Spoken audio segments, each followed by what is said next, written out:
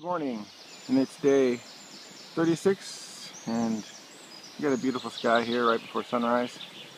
Sunrise is, I think, at 6:37. Anyway, we have a nice river here. This is the Rio Carrion, and that's the town we're in. We also have a nice bridge. And check that out. It's Nicolas. He's going to take a picture. Let's look at the other side, since there's nobody out here right now. Oh yeah, this is a beautiful little river. Actually, it's not that little. It's kind of big.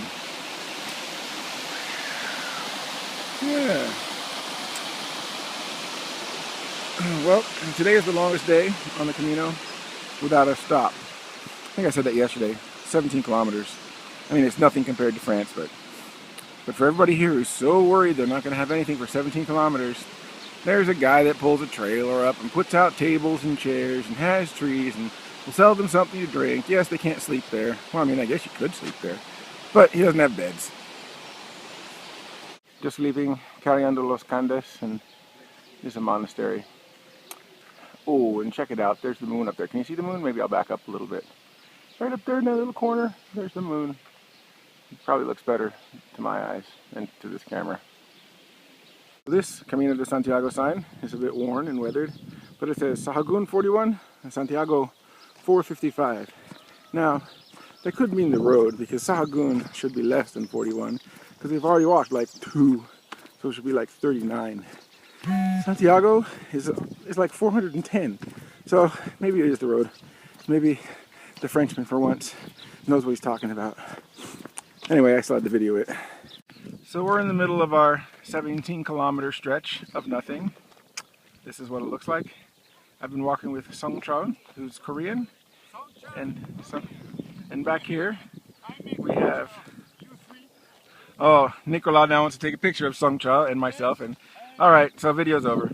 So we're about 9 kilometers in, and this is the place I was talking about. Maybe I talked about it, maybe I didn't. This is a little oasis in the middle of the Meseta. Ooh, it's a permanent building now, kind of. But tables, chairs, beer, fruit, for all those people that thought they had to go 11 miles without any kind of stop. That's where you can go. Ooh, café con leche. Anyway, we're not going to stop because it's only 11 miles. It's a little before 9 a.m. and there's a lot of pilgrims on the trail today. Look at all these people. And there's our hill for the day. I think that's the whole thing. I mean, everything else has been totally flat. Like that, and whoosh, like that. Flat. 17 kilometers of nothing. Well, except 2 rest stops, a fountain, and a temporary house in the middle of nowhere that's selling food and drinks. If you call that nothing, well, it's over, because here's our next town, and we made it without a problem. Yeah, 11 miles. That's really nothing at this point. I mean, it's been 35 days here in 17-kilometer town. It's a neat old building. Mud. Yeah, picture time. As we were leaving this town last year, somebody had a French guidebook. She was a French girl, and the French, they just think they know everything. And her guidebook said the next town is 1 kilometer away. Well, it was the longest kilometer in history, because it was like 6.4 kilometers. Those crazy French. What do you have to say about that, Nicolas? Those crazy French. Okay, rule number 4 again. Not for any real reason, except finally the scenery's changed a little bit. We left 17-kilometer town and have now found another hill. No, it's not much of a hill, but it's more of a hill than we had going 17 kilometers in the flat. So, it's something. And you need to see something, because I've been filming a lot today. I don't know if you can see that. I'm not going to go over this drainage ditch to see it, but snow, 2 kilometers, ice, 2 kilometers. Here, now that's true, we are on this really high plain and going uphill, so I guess in the wintertime it gets cold enough for it to freeze. But not right now, that's for sure. So we've had this talk about pilgrims and rocks before. Well, somebody did something here. Oh, that hurts. What does it say? Walk with love Brazil. Okay, but it's still kind of cool. And look at these big arrows. And they made these huge arrows. I mean, that's huge. A lot of time went into these piles and piles. And a heart and an arrow. Oh, my shoulder's killing me. I don't know what's happened. So we're coming up on Louise's 1 kilometer town, which was actually 6.4 kilometers, and there's just a lot of poppies. I can't believe Nicola didn't stop to take a picture of the poppies. Can you believe that? Nicola! Back there is where the really cool, shot of the poppy would be. Over here, we've got brown wheat and mud. Which does Nicola take a picture of? I've shown you a whole lot of views of the earth. Here I'm going to show you a view of the sky because the clouds just look really neat today. And so does the sun. And well, over here we're going to come back down to the earth a little bit maybe. It's just a beautiful sky today. Beautiful. We're finally coming up on Terradillos de los Templarios. This is definitely a one-horse town. Oh, wait a second. Where's that a donkey up there? Okay, it's a one-donkey town. Either way. Hola. Oh, there's a car coming. They were beeping at me. Thanks a lot, dude. This is the Camino.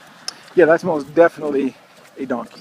Here's a pilgrim site you don't see every day. Usually they have a place for your shoes, but here, a place for your shoes. This is the floor. It's a lot of pilgrim shoes. It's too bad this isn't in the smell effect video because it's kind of smelly right here. And I'm not joking. Thought I'd show you a little bit of Terradillos de los Templarios since we didn't stay here last year. There's a lot of this kind of construction. The clay, the mud, the straw. It's kind of neat. I mean, some of the buildings are falling down, but not that one or the one I just showed you, or this one over here. It's a dead town. I mean, there's not a lot of people out. Of course, it's excuse me, 3 o'clock in the afternoon, and the sun is pretty blazing out there. But anyway, we're gonna go check out this town a little bit. Just outside the town, right at the edge of town. The sky's still looking pretty cool. A lot of clouds up there. It's actually keeping it nice and cool. Still on Meseta for 2 to 3 more days. And actually, what's exciting is tomorrow we're going to go to somewhere totally brand new. There's a part of the trail that I've never walked. But tomorrow we're going to try it out. Should be interesting. Ooh, another church. There's some storks. Let's go check out the church. Well, we're not quite to the storks yet, but we came across this guy. So we thought you would show him somebody's art, a Templar. That's pretty cool. So is this guy. Made it to the stork. He's just hanging out. Oh, dude, you were just in my shot. Why'd you move? Well, can't make the stork do anything. There's no animal wrangler around here. No bird whisperer. I'm certainly not an animal whisperer. Ooh, that's a cool door. But this is the church. And I'm going to guess that the door's locked. I'm going to go up and check. Somebody taught me something about this kind of construction once, but no idea what it is. Some things I just can't remember. Not enough room for it. So we've made our way around this town, which is not very big. Probably took us, 7.5 minutes. But that's our albergue, the Jacques de Molay. We'll come up on it and give you a look inside. It's full now, which is amazing. Because last year walking through here, there wasn't a peep. And 2 years ago I actually did stay in this town. And there was only like 10 of us.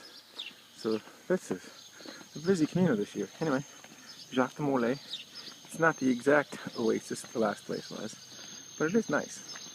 So we'll just walk in and you'll get to see all the pilgrims sitting around, doing whatever, normal stuff, sleeping under trees, drinking, tying laundry. Ooh, they got ice cream. Yeah, sometimes Templarios have ice cream.